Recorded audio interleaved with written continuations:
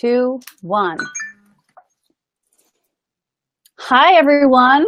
It is Maureen Muldoon, Spiritual Vixen, pointing out that life is beautiful and that there are so many more beautiful people in the world than horrible stories. And I'm 100% responsible for bringing that to light.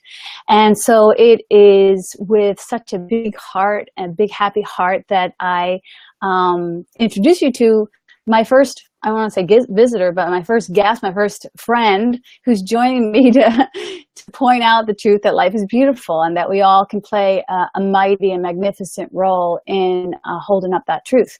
And so Mike Weisensee is joining us. Hi, Mike. Hi, Maureen. And Mike is what I think of as a bodhisattva. You know, he is a guy who I can't say walks the walk because I have this feeling that he actually levitates. He is just doing such great work in the world. He does it in such a quiet and humble way. Two things I know nothing about, being quiet and humble. So he's my teacher in regards to that. And he's been working with this beautiful group of people, bringing the benefits of meditation and the greater opportunities that come from mindfulness to a group of people. And so I wanted to share his viewpoint of the world with you and how he walks in the world. So thank you so much for letting me drag you out this morning, Mike. We literally just threw this together. Thank you for having me. This is wonderful. Yeah. And so my first question, just to let everyone know, like, how did you get started working with this group of people? And how did you get started? What was the thing that pulled your heart into bringing meditation down to these kids? Yes. So the name of the organization that I work for is called the David Lynch Foundation. And it was started in 2005 or 2006. And I've been meditating for about 10 years. Mm-hmm. And I just started transcendental meditation about two and a half years ago. Mm-hmm. And I noticed the huge benefits in my life of how meditation was helpful for me personally. Mm-hmm. And then living my life with a sense of more peacefulness and calmness, I noticed the craziness, more of the craziness in the world. It was more apparent to me because I was seeing it from a different viewpoint. And so I wanted to let people know, or to work with especially children or students, on how they can be more calm and peaceful, and to have less stress in their lives. Yeah. So who are the kids that you work with? So last year I worked at a high school called Gage Park High School. It's in Chicagowood on 55th and Western. And so those students were between the ages of 14 and 18, and they live in a very rough neighborhood. So we're working with kids who are dealing with enormous amounts of stress. And especially in school, when you have so much stress, it's hard to even think about learning or think about math or English classes. When you're dealing with so much in life, it's really crazy with some of the situations these kids have to deal with on a day-to-day basis. Yeah. And so. Oh, you just went out. So let me ask you something, and hopefully you can hear me. Yeah. You go to these schools that are high stress, and as we know in Chicago, there's a lot of shootings, there's a lot of gangs, there's a lot of poverty, and that's some of the stresses that these kids are dealing with, that they're living in it.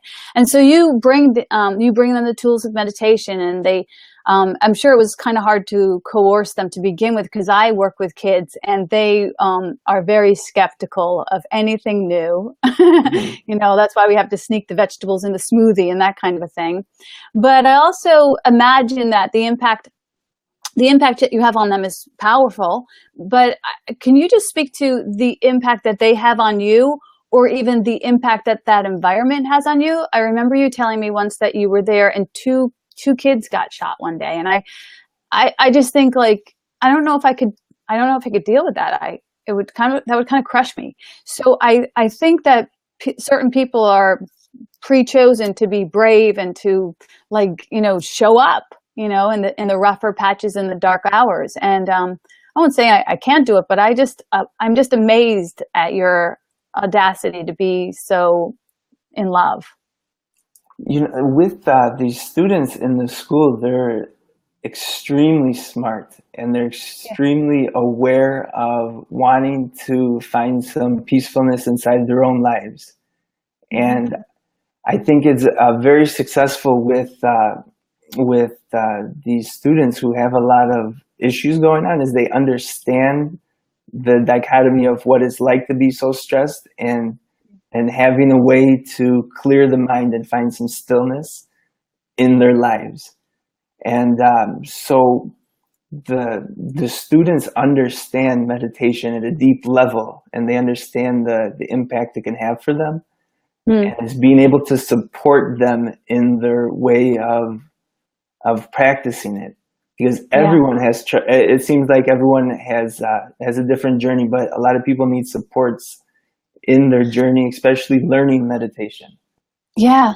Yeah, So absolutely. I'm very blessed to be able to work with these students, because they're my teacher, but they show me how to deal with this stress, and I couldn't imagine living their lives without meditation on a day-to-day Right. basis. So, There's a Reiki, Reichel, a poet. I can't even remember the name, but Rilke. And there's a saying that says, like, you think my life has been so easy, but if it weren't for my own hardships, I wouldn't be able to offer you my wisdom. I just I just kind of bastardized that quote. But, uh, did your youth, did your teen years, were they rough as well? I know you know, mine were. I didn't really have any outwardly stressful situations that happened to me. It was mostly internal. And so Mm. I dealt just with a lot of internal anxiety and some depression. Mm. And so I wanted to find a way out of that internal strife that I was facing, and anxiety and depression. Yeah. Uh, so just dealing with those anxieties and depressions, meditation has been a beautiful gift for me on how to still that crazy mind that I had. Yeah. And I would even say, for anybody who's listening and who is still skeptical about meditation, that it is really a very powerful way to get still, to get down to neutral, so that we can be open to an internal wisdom, and that internal wisdom exists for everyone, and that all I will even say that all solutions lie in going within. Reverend Beckwith from Agape is known for saying, when you go within, you don't go without. And so there are such benefits to it. So how did you what happens on, like, a daily basis? You just go in there, and do they just come willingly to your group? And how many kids are there that you meditate with? So the program that we're doing is it's a research study with the University of Chicago Crime and Urban Labs. And so they're doing this huge randomized control study in Chicago for 2 years. We did it this past year at 3 high schools in Chicago, and Uh-huh. now the following year, this coming fall, we're going to do it at 3 more high schools that are going to be involved in the research project. So at Gage Park, we had about 300 students, and so about 150 were randomized to learn the meditation technique. Wow. So our job going into the school was then to convince, or to try to inspire the students to want to learn the meditation, because they Mm-hmm. don't have to learn if they don't want to, because Right. it's a controlled study. For all So of us, it's a choice. yes, yes. And it was amazing. The results that we had from the 3 schools was from Mhm. Gage Park, we had a 90% participation rate. One of the other schools had like a 95%, and another one had about in the 90% of the students who chose to learn the meditation technique. And Wow. And then have you seen the effect of meditation on that community? It was incredible to see the culture change within the school at Gage Park at the beginning of the school year. It's a zoo in the hallways. You couldn't imagine how much noise, how much commotion, how many fights go on in the school. And then to see the shift at the end of the year, to see it was a very palpable feeling in the hallways that something had changed. And From 100 students meditating. yes, yes. And so there's this huge rollover effect of when one person, one student gets calm, it affects everyone around them. And I love that. I love that because, I wanted to do this video for you. Like I woke up this morning thinking, how can I help Mike get this message out? And, I figured out how to do this little Be Live thing. And I know, I love to learn new things, but there's that little critic in my head that says, what's one video going to do? You know what I mean? Like, what's one person going to do? And that's the universal disease, that I don't matter, that I don't count, that I'm not going to make a difference. And just from what you just shared, it's another example of how one person makes all the difference. And I think that's so beautiful. And something that's very powerful about this project is that if the researchers get the data or the research results that they're looking for, is that the program can receive federal money to be in pretty much any CPS school that wants the program or needs the program. And so it would be paid for from the government to teach meditation to. Wow. And the meditation is the most successful people in the world use this form of. There's all kinds of different meditations, but so I'm mostly speaking about TM. And so I'd say Oprah practices TM. This guy Ray Dalio, which is one of the top 20 richest people in the world. Russell Simmons, Ellen DeGeneres. All these rich people use TM because it's helpful and because it helps. Are you waving carrots in front of us to get us to meditate? Doing what you got to do, right? To give these students in the south side of Chicago, southwest sides, where they would have never heard about meditation before, to offer this technique that's really, really expensive to them for free is, in my idea, social justice at its finest. Because it all starts with the mind and gives them true internal power to control their lives, their communities, the world. I love that. I love that. So, and we're so blessed to have you as a meditator, as the lead meditator at Speakeasy Spiritual Community Center. So, I mean, it's just amazing that you're in our community and that you're meditating with us, that we're getting the same goods that you're bringing to these kids. So I really appreciate that. So what I wanted to ask you is, how can we, our community, help you to continue to do what you're doing? So we are in collaboration with Humana's Rock and Roll 5K, 10K, and half marathon, and so we have a fundraising page to help raise some funds and awareness for the pilot program that we're going to be running in the Juvenile Temporary Detention Center in Cook County. So the fundraiser would help fund that pilot program, and it would also fund the Chicago Schools program, direct services, direct incentives for those students to meditate. Oh, right, because the little incentives that you give are like bags of potato chips, right? Yes, yes. So I think everybody needs some sort of extrinsic reward when they start something new. With any type of new activity, we need a reward system, an incentive program. So the students realize, though, after a while, the intrinsic value of meditation. But at first it's a little difficult to get them to come. So it's funny because I know that some people who have donated potato chips, and maybe myself included, were like, why can't you give them apples? You know, It's like, we okay, start mom, from where shut up. they're at. Yes, that's right. They want potato chips, you give them Yes. potato chips. Yeah. And so I'm a personal trainer, Maureen. So I I always, know. whenever I give these students potato chips or something unhealthy, I always give them a little inspiration or feedback on why they should eat healthier. Yeah, and if you bless it, it's all good, in my mind, Yeah. potato chips are not horrible, they're not going to kill you, No, no. especially if you meditate prior to eating them. Yes, yes.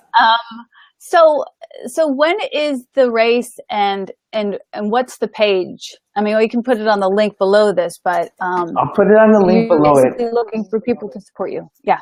Yes, the way to support it is it's called justgiving.com, and we'll put it, Justgiving.com. and you could type in David Lynch Foundation, Mm-hmm. and it's a And you can go there. yes. Okay. Okay, great.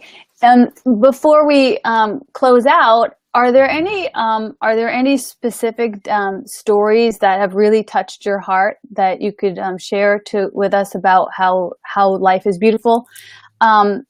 Because for me, when I say life is beautiful, I know a lot of people start to think about you know, beauty. Like, I know everyone I know has a vision board with a sunset on it or a sunrise on it. But what I know of as beauty is literally watching a sun rise to his greatest capacity, watching a kid rise into a greater awareness of who they could be, watching somebody find an exit strategy to a place where they thought they were in prison. I mean, that is gorgeous. And the fact that you get to see that every day. Is there anything that you wanted to share about that?